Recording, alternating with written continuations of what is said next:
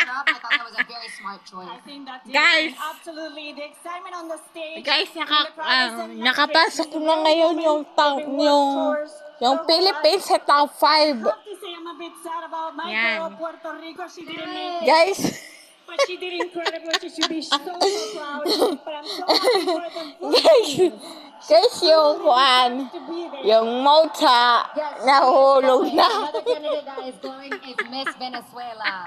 You know, she brought it in the prelims. Yung Mota, and now she's yung bringing it in the naka-black, finals. I'm really not yung surprised to see nigger, Venezuela in the top. This country is nahuhulog. a powerhouse, and they know it's in the delegates. So I'm curious to see how she'll do in this Q&A. Absolutely. Yes. It's such a difficult Tuloy-tuloy time na ang and pangarap difficult natin, moment. guys. They've all done so well. Akala ko hindi makakapasok yung Philippines sa finals. Kasi nakapasok yung Colombia.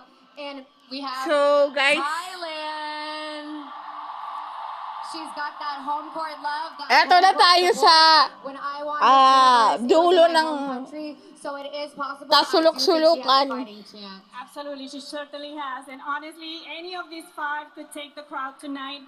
It's so close. Choosing a favorite from these five is hard. Anyone can be the winner tonight. I would say so. We have a lot of powerhouse countries, and then we have Cote Yung d'Ivoire. Mota, guys, nahuhulog na, guys. The crowd is just going wild. And if you're watching on your screen, here in this audience and in this arena, the energy is going crazy.